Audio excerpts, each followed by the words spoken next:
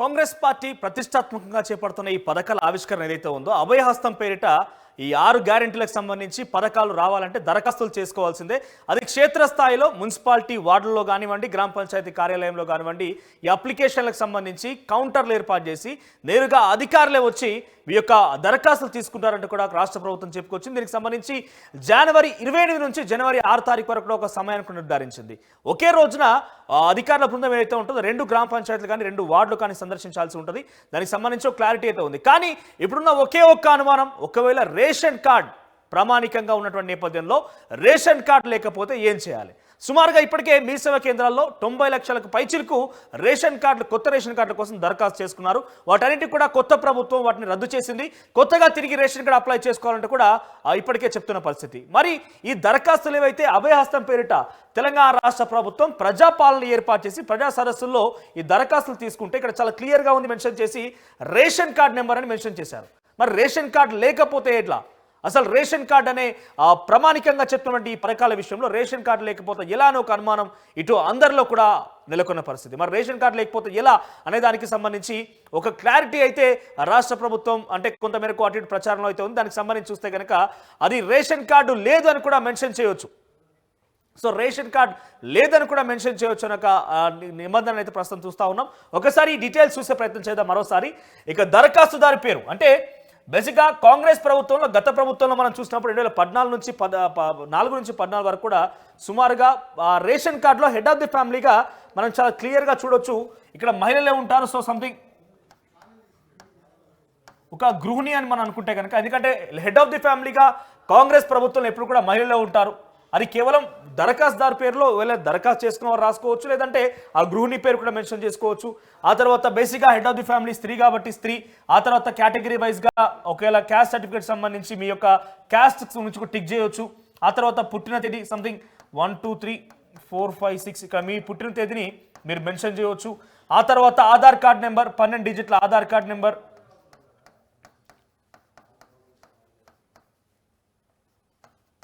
So 12 డిజిట్ల Aadhaar card number. ఆ తర్వాత ఇక్కడ చాలా కీలకమైంది రేషన్ కార్డు నెంబర్. ఎస్, ఇదే అంశం ఇప్పుడు అందరినీ ఆందోళన గురి చేస్తుంది. రేషన్ కార్డు లేకపోతే మాకు పథకాలు రావేమో అని ఒక భయాందోళన ఉంది. అయితే మొదట్లోనే ఈ ప్రజాపాలన ఎప్పుడైతే రాష్ట్ర ప్రభుత్వం నిర్ణయం తీసుకుందో అక్కడ చాలా క్లియర్గా వాళ్ళు ఇచ్చిన గైడ్ లైన్స్తో ఎస్పీ కలెక్టర్తో పెట్టిన సమావేశాలను కూడా చెప్పడం జరిగింది. ప్రతి 4 నెలలకు ఒకసారి ఈ యొక్క ప్రజా సదస్సులను ఏర్పాటు చేస్తాం, నేరుగా ప్రజల వద్దకే వెళ్ళి పథకాల దరఖాస్తులు తీసుకుంటామని చెప్పి ప్రభుత్వం చెప్పింది. అయితే మొదటిగా జనవరి 6 తారీఖు వరకు కూడా, రేపటి నుంచి జనవరి 6 తారీఖు వరకు ఈ యొక్క టైం నిర్దేశించింది. అందులో భాగంగా ఈ యొక్క దరఖాస్తు తీసుకున్న పరిస్థితి. ఇక రేషన్ కార్డు గురించి, రేషన్ కార్డు లేకపోతే ఎలా అనే ప్రశ్నకు సంబంధించి ఇక్కడ రేషన్ లేదు అని కూడా రాయొచ్చు అంట.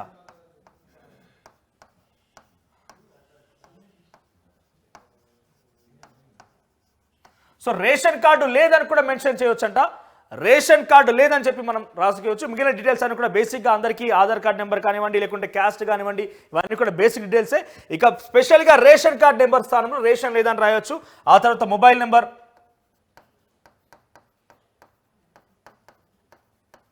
సో మొబైల్ నెంబర్, తర్వాత వృత్తి, ఆక్యుపేషన్కి సంబంధించింది. బేసిక్గా ఈ రేషన్ కార్డు, తెల్ల రేషన్ కార్డు కోసం ఉంటే వెళ్ళే వాళ్ళకి మాత్రమే ఈ యొక్క పథకాలు వస్తాయి. అటువంటి సిచ్యువేషన్లో తెల్ల రేషన్ కార్డు ఎవరికి ఉంటుంది? బేసిక్గా ప్రైవేట్ జాబ్ చేసే వాళ్ళకి కావచ్చు, లేకుంటే రైతు కూలీలుగా ఉన్న వ్యక్తులకు కావచ్చు, లేకపోతే ఇతరత్ర కూలీ పని వెళ్ళే వ్యక్తులకు కావచ్చు, అంటే బిలో పవర్టీ లైన్ ఉండాలంటే ఏ ఆక్యుపేషన్ అయితే ఉంటుందో ఆ ఆక్యుపేషన్ వరకు మాత్రమే ఈ దరఖాస్తు తెల్ల రేషన్ కార్డు ఉన్న వాళ్ళకి ఇస్తామని చెప్పిన పథకాల్లో. కాబట్టి బేసిక్గా అటువంటిది అంటే రైతు అయితే ఒకవేళ రైతు. ఆ తర్వాత కుటుంబ సభ్యుల వివరాలు అంటే బేసిక్గా ఒకటి పిల్లల పేరు కావచ్చు, లేకుంటే స్పౌస్ సంబంధించి భర్త పేరు కావచ్చు. ఆ తర్వాత పిల్లల పేర్లు, ఆ తర్వాత వాళ్ళకి సంబంధించి దరఖాస్తుదారుని సంబంధం అంటే హెడ్ ఆఫ్ ది ఫ్యామిలీకి ఇక్కడ ఉన్నటువంటి రిలేషన్ ఏంటిది. ఆ తర్వాత జెండర్, లింగం, తర్వాత పుట్టిన తేదీ, డేట్ ఆఫ్ బర్త్, ఆ తర్వాత ఆధార్ కార్డ్ నెంబర్, ఇవన్నీ కూడా మెన్షన్ చేయవచ్చు. కానీ చాలా ఇక్కడ క్లియర్గా అబ్జర్వ్ చేయాల్సిన విషయం ఏంటంటే రేషన్ కార్డ్ నెంబర్ అడుగుతున్నారు కాబట్టి రేషన్ కార్డు ఒకవేళ కనుక లేకపోతే రేషన్ లేదని కూడా మెన్షన్ చేయవచ్చు అనే ఒక అంశాన్ని కూడా చూస్తున్నాం మనం. రేషన్ లేదని కూడా మెన్షన్ చేయవచ్చు. ఆ తర్వాత 2వ పేజ్ విషయానికి వస్తే, సో 4 పేజీలకు సంబంధించినటువంటి ఈ యొక్క దరఖాస్తు ఫారంని ఇక్కడ మనం చూస్తూ ఉన్నాం. సో 2వ పేజ్ విషయానికి వస్తే ఇక్కడ చూస్తే చిరునామా అంటే మీ బేసిక్ డీటెయిల్స్, ఇంటి అడ్రస్ సంబంధించి ఆధార్ కార్డులో పొందుపరిచిన అడ్రస్ కూడా ఇక్కడ మెన్షన్ చేయవచ్చు. అడ్రస్ ఆ తర్వాత అభయహస్తానికి సంబంధించి గ్యారంటీలు ఏవైతే 5 గ్యారంటీలు ఉన్నాయో 5 గ్యారంటీలకు సంబంధించి చూస్తే మహాలక్ష్మి పథకం మొదట. సో మహాలక్ష్మి పథకంలో ప్రతి నెల 25,000 రూపాయల ఆర్థిక సహాయం కావాలా. ఇక్కడ మీకు బాక్స్లో ఉన్నది కదా, ఈ బాక్స్ గమనిస్తే ఈ బాక్స్లో ఏం చేయాలంటే కావాల్సిన పథకాల లబ్ధి కొరకు టిక్ చేయండి. మీకు ఏవైతే పథకాలు కావాలని మీరు కోరుకుంటారో ఆ పథకాల కోసం టిక్ చేయండి అని ఉంది. ఇక్కడ ప్రతి నెల 25,000 రూపాయల ఆర్థిక సహాయం కావాలనుకునే వాళ్ళు టిక్ చేయాలి. ఎవరికి వస్తుంది ఆర్థిక సహాయం అని అంటే ఇంకా క్రైటీరియా అధికారికంగా ఒక జీవో కానీ ఇటువంటి విడుదల చేయలేదు. బట్ ప్రస్తుతం ఒక ప్రచారం ఉన్నటువంటి మాట ఏంటంటే బీపీఎల్ బిలో పవర్టీ ఉన్న వారికి మాత్రమే ఈ యొక్క మహాలక్ష్మి పథకం అందుబాటులో ఉంటుంది. ఆ తర్వాత హెడ్ ఆఫ్ ది ఫ్యామిలీగా ఉన్నటువంటి ఎవరైతే ration card head of the ఫ్యామిలీగా మహిళలు ఉంటారు కాబట్టి ఆ మహిళలకి పేరిట ఎవరికి కూడా ఒక ఉదాహరణ కార్ కానీ లేకపోతే ఇతరత్ర వాల్యుబుల్స్ లగ్జరీస్ సంబంధించిన కారు కానివ్వండి లేకపోతే సొంత ఇల్లు కానివ్వండి ఇవన్నీ ఏవి కూడా ఉండకూడదంటూ కూడా ఒక నిబంధన అయితే ఉంది. మరి దీనికి సంబంధించి అధికారికంగా గవర్నమెంట్ అయితే ఎటువంటి జీవోను కానీ ఇటువంటి అధికారికంగా ఇన్ఫర్మేషన్ జారీ చేయలేక ప్రస్తుతం ప్రచారంలో ఉన్నటువంటి మాట మాత్రం ఇది.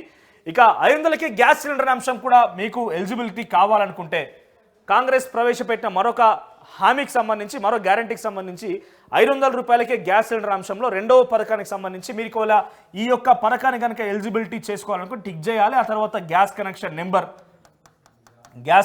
ఆ తర్వాత సరఫరా చేస్తున్న కంపెనీ ఉదాహరణకి ఇండియన్ గ్యాస్ అయితే ఇండియన్ అని కానీ లేకుంటే భారత్ గ్యాస్ అయితే భారత్ గ్యాస్ అని కానీ మనం మెన్షన్ చేయాల్సి ఉంటుంది. తర్వాత సంవత్సరానికి మీరు వినియోగిస్తున్న గ్యాస్ సిలిండర్ సంఖ్య ఎన్ని గ్యాస్ సిలిండర్ కన్సంప్షన్ అవుతున్నాయి. బేసిక్గా 9 గ్యాస్ సిలిండర్ ఏమో కేంద్ర ప్రభుత్వం నిర్దేశించి 9 గ్యాస్ సిలిండర్ ఇస్తామంటూ కూడా మరి ఇక్కడ 8 గ్యాస్ సిలిండర్ కన్జ్యూమ్ చేస్తున్నారో 9 అంటే మీరు ఎన్ని వాడుతున్నారు ఒక సంవత్సరానికి అని చెప్పి మెన్షన్ చేయాల్సి ఉంటుంది. అయితే దీంట్లో కూడా కొన్ని ఎలిజిబిలిటీ సంబంధించి ప్రచారంలో ఉన్నటువంటి మాటలు ఏంటంటే దీపం పథకం అని గతంలో ఉండేది. ఆ దీపం పథకం ద్వారా వచ్చిన వారి వ్యక్తులకు మాత్రమే లేకపోతే ఇతరత్ర కనెక్షన్ అది కూడా మహిళల పేరిట ఉన్నటువంటి కనెక్షన్లకు మాత్రమే అంటూ కూడా చెప్తున్నారు. దీంట్లో ఇంకొక ప్రామాణికం ఏంటంటే రాష్ట్ర వ్యాప్తంగా 1,50,00,000 రేషన్ కార్డులు ఉన్నాయి. దాంట్లో బిలో పవర్టీ లైన్లో ఉన్న రేషన్ కార్డులు కేవలం 75 లక్షలు మాత్రమే అంటూ కూడా ప్రచారంలో ఉన్నది. సో ఈ నేపథ్యంలో ఈ 75 లక్షల కుటుంబాలకు మాత్రమే ఈ యొక్క గ్యాస్ కనెక్షన్ వర్తింపు జరుగుతుంది అనే ఒక అంశం అయితే ప్రస్తుత ప్రచారంలో దానికి సంబంధించి ఎలిజిబిలిటీ క్రైటీరియా ప్రస్తుతం ప్రభుత్వం ప్రకటించాల్సి ఉంది. అది ఇంకా కొంత అనుమానం అయితే తావిస్తుంది. కాకపోతే ఈ యొక్క 75 లక్షలకు మాత్రమైతేనే వస్తుందనే ఒక ప్రచారం అయితే ప్రస్తుతం కొనసాగుతుంది. ఇక మరొక పథకం రైతు భరోసా పథకం. ఇప్పటికే రైతు బంధు పేరిట గత ప్రభుత్వంలో కేసీఆర్ ప్రభుత్వంలో 10,000 రూపాయలు అందరూ కూడా అందుకున్నారు. ముఖ్యంగా ప్రతి రైతు అంటే ప్రతి ఒక్క వ్యక్తి ఉన్నటువంటి రైతుకు ఎన్ని ఎకరాలు ఉన్నా కూడా అన్ని ఎకరాలకు సంబంధించి ప్రస్తుతం ఎలిజిబిలిటీలో ఉంది. ఇక్కడ చూస్తే ఇక్కడ మీరు చాలా క్లియర్గా అర్థం చేసుకోవచ్చు. ఇక్కడ రైతుతో పాటుగా కౌలు రైతు కూడా మెన్షన్ చేసి ఉంది. గత ప్రభుత్వంలో కౌలు రైతు ప్రస్తావన లేదు. ఈసారి కౌలు రైతు కూడా మెన్షన్ చేస్తుంది ఈ ప్రభుత్వంలో. అయితే రైతుతో పాటుగా కౌలు రైతు కూడా టిక్ చేసుకోవచ్చు. ఇక్కడ ఆర్థిక సాయం ఎంత అంటే 15,000 రూపాయల ఆర్థిక సాయం. సో గతంలో 10,000 కాస్త 15,000 రూపాయలు అయింది. ఇక రైతు అయితే రైతు అని మెన్షన్ చేయాలి, కౌలు రైతు అయితే కౌలు రైతు అని మెన్షన్ చేయాలి. దీంట్లో ఒకవేళ రైతు కనుక అయి ఉంటే మీ పట్టాదార్ పాస్ పుస్తకం సంఖ్య అంటే నెంబర్ మీ పట్టాదార్ పాస్ పుస్తకం నెంబర్ మెన్షన్ చేయాలి. ఆ తర్వాత సాగు చేస్తున్న భూమి వివరాలు ఎంత మీరు ఒకవేళ సుమారుగా ఒక 5 ఎకరాల భూమి కనుక ఉండి ఉంటే దాంట్లో బీడ్ భూమి అన్ని పోగా కేవలం 3 ఎకరాలు మాత్రమే సాగు అయి ఉంటే కనుక 3 ఎకరాలు మెన్షన్ చేయాల్సి ఉంటుంది. లేదా పూర్తిగా 5 ఎకరాలు కనుక అయి ఉంటే 5 ఎకరాలు మెన్షన్ చేయాల్సి ఉంటుంది. అంటే కేవలం ఇక్కడ మనం అర్థం చేసుకోవాల్సిన అంశం ఏంటంటే ఇప్పటికే పలుమారు చెప్తూ వచ్చింది ఆ టీవీ సాగు చేస్తున్న భూమికి మాత్రమే రైతు బంధు అంటే గత ప్రభుత్వంలో ఇచ్చిన రైతు బంధు విషయానికి వస్తే అక్కడ పడావు పడ్డ భూములు శిఖం భూములు తదితర బీడు భూములకు కూడా రైతు బంధు సాయం అందేది. కానీ ఈసారి కేవలం సాగు చేస్తున్న విస్తీర్ణం అనే ఒక అంశం ఇక్కడ పొందుపరిచినప్పుడు చాలా స్పష్టంగా మనకు అర్థం కావాలి. కేవలం సాగు చేస్తున్న భూములకు మాత్రమే రైతు బంధు ఇస్తుంది. కల్టివేటెడ్ ల్యాండ్స్కి మాత్రమే రైతు భరోసా అనే ఒక పథకం వర్తిస్తుంది. ఈ బీడు భూములకి లేకపోతే నీరు సరిపడినటువంటి యొక్క శిఖం భూములకు కూడా ఎక్కడ కూడా రైతు బంధు వచ్చే అవకాశం కూడా లేదు. ఇక మరోవైపు ఒకవేళ కౌలు రైతు కనుక అయ్యి ఉంటే ఏ భూమిలో మీరు కౌలు చేస్తున్నారో ఆ పట్టా పాస్ పుస్తకం నెంబర్ ఆ తర్వాత ఎన్ని ఎకరాలు కౌలు చేస్తుంటే వాళ్ళకి సంబంధించిన సంఖ్య అది కూడా క్లియర్గా మెన్షన్ చేయాలి. దానికి కూడా 15,000 రూపాయల ఆర్థిక సాయం అందుతుంది సంవత్సరానికి గాను. ఇక వ్యవసాయ కూలీలకు ఏటా 12,000 రూపాయలు ఇస్తామన్నటువంటి రాష్ట్ర ప్రభుత్వం చెప్పిన నేపథ్యంలో ఇక్కడ వ్యవసాయ కూలీ అయితే మీరు టిక్ చేసి ఇక్కడ ఉపాధి హామీ పథకం అంటే 100 రోజుల పని అని చెప్పి తెలంగాణ రాష్ట్ర వ్యాప్తంగా పేరు అయితే ఉంది. సో ఇక ఈ నేపథ్యంలో ఇక్కడ ఉపాధి హామీ కార్డ్ నెంబర్ మెన్షన్ చేయాల్సి ఉంటుంది. 12,000 రూపాయలు రైతు కూలీ కనుక మీరు నిజంగా 1 ఎకరం 1 సెంటు భూమి కూడా మీ పేరు మీద లేకుండా కేవలం రైతు కూలీ కానీ మాత్రమే ఉండి ఉంటే అక్కడ మెన్షన్ చేసి ఆ ఉపాధి కార్డుకి సంబంధించిన నెంబర్ని ఇక్కడ మెన్షన్ చేయాల్సి ఉంటుంది. ఇక తదుపరి ఇందిరమ్మ ఇండ్ల పథకం. అయితే ఇందిరమ్మ ఇండ్ల పథకంలో కూడా ఇల్లు లేని అర్హులైన కుటుంబాలందరూ కూడా ఇల్లు లేని అందరూ కూడా టిక్ చేసి మీరు మెన్షన్ చేసుకోవచ్చు. ఒకవేళ ఆ ఎలిజిబిలిటీ ఎట్లా చూస్తారంటే దానికి సంబంధించి కూడా కొన్ని క్రైటీరియా అయితే ఇంకా అధికారిక నిర్వహించకపోయినప్పటికీ కూడా సొంత జాగా లేకపోతే ఇంట్లో ఎవరైనా ప్రభుత్వ ఉద్యోగి వీళ్ళందరూ కూడా ఇందిరమ్మ ఇల్లు రావు. కేవలం బిలో పవర్టీ లేనటువంటి వ్యక్తులకు మాత్రమే దానికి కూడా కొన్ని క్రైటీరియా పెట్టి ఇన్కమ్ అన్ని కూడా చూసిన తర్వాత శాంక్షన్ చేసే అవకాశం ఉంటుంది. అయితే ఇందిరమ్మ ఇంటి కోసం ఆర్థిక సాయం కావాలనుకునే వాళ్ళు సొంత ఇండ్లు ఉన్నవారు మాత్రం, సొంత జాగా ఉన్నవారు మాత్రమే, సొంత జాగా ఉన్నవారు ఇంటి నిర్మాణం కోసం మాత్రమే ఇక్కడ చూస్తే ఇంటి నిర్మాణానికి ఆర్థిక సాయం కోసం మాత్రమే ఇక్కడ టిక్ చేసుకోవాల్సి ఉంటుంది. ఇక అమరవీరులు మరియు ఉద్యమకారులకు 250 చదరపు గజాల ఇంటి స్థలం అని చెప్పి రాష్ట్ర ప్రభుత్వం చెప్తే ఇలా అమరవీరుల కుటుంబాలకు ఆ తర్వాత ఉద్యమకారులకి 250 చదరపు గజాలు 250 స్క్వేర్ యార్డ్స్ సంబంధించి ఇంటి కోసం కావాలనుకుంటే అమరవీరుల కుటుంబం అయితే అమరవీరుల కుటుంబాన్ని మెన్షన్ చేసి ఎవరు మీ కుటుంబంలో మరణించారు తెలంగాణ రాష్ట్రం కోసం, ఆ సంవత్సరం ఏంటి, ఆ తర్వాత ఎఫ్ఐఆర్ నెంబర్ ఎంత కేసు నమోదైతే, ఆ తర్వాత డెత్ సర్టిఫికేట్ నెంబర్. ఒకవేళ కేవలం ఉద్యమకారులుగా ఉండి ఉద్యమం చేసినాం, అరెస్ట్ పాలైనం, జైలు శిక్ష అనుభవించడం అన్నప్పుడు మాత్రం ఉద్యమకారులం అయితే ఉద్యమకారులను టిక్ చేసి ఆ తర్వాత ఎఫ్ఐఆర్ నెంబరు, జైలుకి వెళ్తే జైలు పేరు, స్థలము, తర్వాత సెక్షన్లు, ఆ తర్వాత శిక్షాకాలం ఇవన్నీ కూడా మెన్షన్ చేయాల్సి ఉంటుంది. సో ఇక్కడ కూడా మరొక అంశం ఏంటంటే రేషన్ కార్డే. వీటన్నిటి కూడా ఎలిజిబిలిటీ ఏంటి, మొదట్లోనే ఫస్ట్ పేజ్ రేషన్ కార్డు ఉన్నప్పుడు అర్థం చేసుకోవాలి. రేషన్ కార్డే వీటన్నిటి కూడా ఎలిజిబిలిటీ. ఒకవేళ మీరు రేషన్ కార్డు లేకుండా ఉద్యమకారులు అయి ఉండి మీకు కేసులైనా ఇంకేదైనా కూడా నాకు తెలిసి బహుశా రాష్ట్ర ప్రభుత్వం ఇవ్వకపోవచ్చు, ఎందుకంటే రేషన్ కార్డే ప్రామాణికంగా చెప్తుంది కాబట్టి. ఇక మూడో పేజ్ విషయానికి వస్తే ఇక మూడో పేజ్ విషయానికి వస్తే ఇందులో గృహజ్యోతి సంబంధించి ఏదైతే 200 యూనిట్ల ఉచిత కరెంటుకి సంబంధించిన అంశం. దీంట్లో ఎన్ని యూనిట్లు మీరు నెలవారీగా వాడుతూ ఉంటారు, 100 నుంచి 200 యూనిట్ల, లేకపోతే 100 యూనిట్లు వాడతారా, లేకపోతే 200 యూనిట్ల పైన వాడతారా, ఈ యొక్క అంశం మెన్షన్ చేయాల్సి ఉంటుంది. గృహ విద్యుత్ మీటర్ కనెక్షన్ సంఖ్య కూడా ఇక్కడ మెన్షన్ చేయాల్సి ఉంటుంది. ఇక చేయూత పథకం విషయానికి వస్తే ఆసరా పెన్షన్ అది 4,000 కాస్త పెంచుతామని చెప్పి కాంగ్రెస్ ప్రభుత్వం చెప్పిన నేపథ్యంలో 4,000 రూపాయల నుంచి దివ్యాంగులకి 6,000, లేదంటే నార్మల్ వాళ్ళకి 4,000 రూపాయలుగా నిర్ధారించింది. ఇక దీంట్లో దివ్యాంగులు అయితే వికలాంగులు అయి ఉంటే మీకు మెన్షన్ చేసి ఇక్కడ సదరన్ సర్టిఫికేట్ నెంబర్ మెన్షన్ చేయాలి, సదరన్ సర్టిఫికేట్ మెన్షన్ చేయాలి. ఆ తర్వాత ఇతరులు అయ్యే ఉంటే దాంట్లో వృద్ధాప్య వృద్ధాప్యం, గీత కార్మికులైతే తదితరాలుగా ఇక్కడ అంటే ఏ కేటగిరీకి సంబంధించిన వాళ్ళు ఉంటే ఆ కేటగిరీకి సంబంధించి మెన్షన్ చేయాల్సి ఉంటుంది. గీత కార్మికులు, డయాలసిస్ బాధితులు, బీడీ కార్మికులు, జీవన భృతి రకరకాలుగా అయితే ఉంది. దీనికి సంబంధించి ఇది ఇక చేయూతకు సంబంధించిన అంశం. ఇక్కడ మీకు చాలా కీలకంగా అర్థం చేసుకోవాల్సిన అంశం ఏంటంటే 5 పథకాలు: మహాలక్ష్మి పథకం, ఆ తర్వాత గృహజ్యోతి పథకం, చేయూత, రైతు భరోసా, ఇందిరమ్మ ఇండ్లు. సో వీటన్నిటికి సంబంధించి రావాలంటే రేషన్ కార్డు కీలకంతో పాటుగా వీటికి జతపరిచినటువంటి ఒక కార్డు సంబంధించి కూడా ఒక బహుశా ఉంది ఇందులో. సో ఇక్కడ జతపరచాల్సిన అంటే జిరాక్స్ కాపీలు పెట్టాల్సినవి ఏంటి అని అంటే ఆధార్ కార్డు జిరాక్స్ పెట్టాలి, ఆ తర్వాత తెల్ల రేషన్ కార్డు కూడా జిరాక్స్ మెన్షన్ చేయాలి. డెఫినెట్గా ఆధార్ కార్డు జిరాక్స్ పెట్టాలి, ఇక తెల్ల రేషన్ కార్డు కూడా మెన్షన్ చేయాల్సిన ప్రతి జిరాక్స్ ప్రతి అని చెప్పి ఒకటైతే ఉంది. ఒక తెల్ల రేషన్ కార్డు లేకపోతే లేదని మెన్షన్ చేసిన కాబట్టి అది పెద్దగా అవసరం లేదు.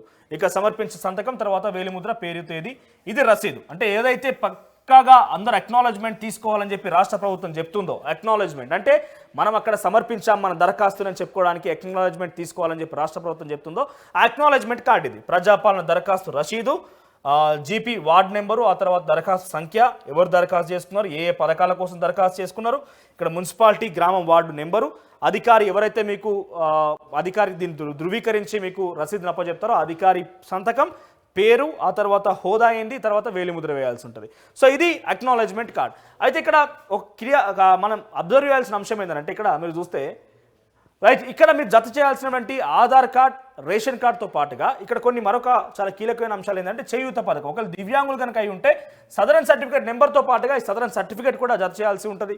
ఆ తర్వాత గృహజ్యోతి పథకంలో ఇక్కడ 200 యూనిట్లకు సంబంధించి ఏదైతే పథకం ఉందో ఆ పథకంలో విద్యుత్ కనెక్షన్ మీటర్తో పాటుగా ఈ ఎలక్ట్రిసిటీ బిల్ కూడా జత చేయాల్సిన అవసరం అయితే ఉంటుంది. రైట్ ఇక ఇందిరమ్మ ఇండ్ల విషయంలో ఒకవేళ ఇల్లు కనుక మీకు కావాలంటే కేవలం టిక్ చేస్తే సరిపోతుంది. ఆ తర్వాత ఉద్యమకారులకు సంబంధించి అయి ఉంటే ఉద్యమకారులు లేదా అమరవీరులకు అయి ఉంటే దానికి సంబంధించి డెత్ సర్టిఫికేట్, ఎఫ్ఐఆర్ కాపీ జత చేయాల్సి ఉంటుంది. ఆ తర్వాత రైతు భరోసా పథకం కింద పట్టాదార్ పాస్ పుస్తకం కూడా జత చేయాల్సి ఉంటుంది బహుశా. ఇక మహాలక్ష్మి పథకం విషయంలో గ్యాస్ కనెక్షన్కి సంబంధించి ఉంది కాబట్టి గ్యాస్ కనెక్షన్ గురించి కూడా గ్యాస్ బుక్కు సంబంధించి జిరాక్స్ కూడా పెన్షన్ చేయాల్సి ఉంటుందేమో. ఇక ఆర్థిక సాయం 2,500 రూపాయల విషయానికి వస్తే అది నేరుగానే అంటే ఎటువంటి జత చేయకుండానే సుమారుగా ఇచ్చే అవకాశం ఉంది. ఇక 5 గ్యారెంట్లకు సంబంధించి అప్లికేషన్ ఈ రకంగా ఉంది. ఇక మరోసారి చెప్పేది ఏంటంటే ఒక రేషన్ కార్డు కనుక లేకపోయినట్టయితే ఆందోళన చెందాల్సిన పని లేదు. రేషన్ లేదని కూడా రాయొచ్చు అని చెప్తున్న పరిస్థితి. రేషన్ లేదు అని రాస్తే కూడా మనం తీసుకోవచ్చు ప్రస్తుతానికి. దీనికి సంబంధించి వాళ్ళు కన్సిడర్ చేసే అవకాశం ఉంటుంది. వచ్చిన తర్వాత దీనికి సంబంధించి రేషన్ కార్డు కనుక సబ్మిట్ చేసి ఉంటే ఆ రేషన్ కార్డు, ఎందుకంటే ఈ ఆధార్ కార్డ్ డీటెయిల్స్తో పాటుగా మనం ఇప్పుడు ఇవాళ రేపట్లో ఆన్లైన్ సెర్చ్ చేస్తే ఆన్లైన్ ఆధార్ కార్డ్ నెంబర్ కొట్టిన దానికి సంబంధించి రేషన్ కార్డు వస్తుంది. సో ఆన్లైన్లో ఆధార్ కార్డ్ నెంబర్ టైప్ చేసిన రేషన్ కార్డు వస్తుంది కాబట్టి రేషన్ లేదని మెన్షన్ చేసినా కూడా స్వీకరించే అవకాశం అయితే ఉంటుంది. రేపటి రోజున కొత్త రేషన్ కార్డు దరఖాస్తు చేసుకొని రేషన్ కార్డు వచ్చిన తర్వాత కూడా ఎలిజిబిలిటీ క్రైటీరియా ప్రకారంగా ఇచ్చే అవకాశం కూడా ఉంది. సో ఒక ఆందోళన చెందాల్సిన పని లేదు. రేషన్ కార్డు లేకపోతే ఏం చేయాలి అనే అనుమానం, దానికి సంబంధించి ఆందోళన పడుతున్నటువంటి ప్రజలకు కూడా రేషన్ లేదు అని చెప్పి కూడా చూడొచ్చు. ఇక ఎక్స్క్లూజివ్గా ఈ ఫామ్కి సంబంధించి rtvlive.comలో కూడా ఈ ఫామ్ మీరు డౌన్లోడ్ చేసుకోవచ్చు. www.rtvlive.comలో కూడా ఈ ఫామ్ పొందుపరిచాము. సో ఇక్కడ దాని ద్వారా కూడా మీరు ఫామ్ డౌన్లోడ్ చేసుకోవచ్చు. ఇక రేషన్ కార్డు లేని వారు కూడా ఈ ఫామ్ దరఖాస్తు చేసుకోవచ్చు నేరుగా, ఎందుకంటే రేషన్ లేదని ఒక క్రైటీరియా కూడా మనకు చూడవచ్చు కాబట్టి రేషన్ లేదని కూడా మెన్షన్ చేసి దరఖాస్తు చేసుకోవచ్చు. రైట్, ఓవరాల్గా ఇది ఫామ్కి సంబంధించిన అంశం. ఇక రేపటి నుంచి దరఖాస్తుల ప్రక్రియ మొదలు కాబోతోంది. జనవరి 6వ తేదీ వరకు కూడా ఈ దరఖాస్తులు కొనసాగే అవకాశం ఉంది.